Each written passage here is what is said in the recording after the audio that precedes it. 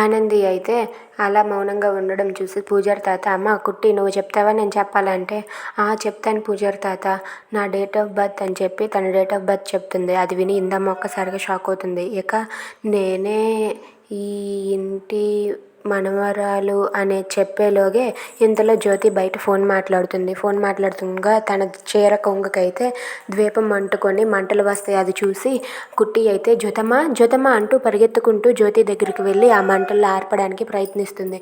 ఇక జ్యోతి చీరకు నిప్పు ఆపి ఆనంది ఓనికైతే అంటుకుంటుంది. అది చూసి ఇంట్లో వాళ్ళంతా ఒక్కసారిగా షాక్ అయ్యి జ్యోతి అలాగే కుట్టి దగ్గరికి వెళ్ళి ఆ మంటలను ఆర్పడానికి ప్రయత్నిస్తారు. ఇక జ్యోతి ఆ గండం నుండి బయటపడుతుంది. కుట్టి కూడా ఆ ఓని తీసి కింద పడేస్తుంది. ఇక ఆ ఓని అయితే బగబగ మంటలతో మండిపోతూ ఉంటే ఇక ఆనందిని వాళ్ళ అమ్మ తీసుకొని వెళ్ళి అలా దుప్పటి కప్పుతూ ఉంటుంది. ఇక అలా జరగడం చూసి కుట్టి అయితే ఒక్కసారిగా షాక్ అయ్యి భయపడిపోతూ ఉంటుంది. ఇక జ్యోతి అయితే మాత్రం కళ్ళు తిరిగి స్పృహ కోల్పోయి పడిపోతుంది. డాక్టర్ గారికి ఫోన్ చేయగానే డాక్టర్ గారు అయితే జ్యోతిని చూడడానికి అయితే వస్తారు.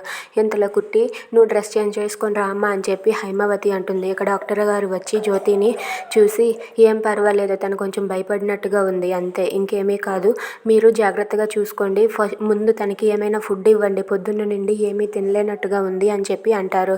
అది విని సూర్యబాబు అయితే సరే డాక్టర్ అని చెప్పి అంటారు. ముందు తనకి ఏదైనా జ్యూస్ తీసుకొని రండి అని చెప్పి డాక్టర్ అయితే అక్కడి నుండి వెళ్ళిపోతారు.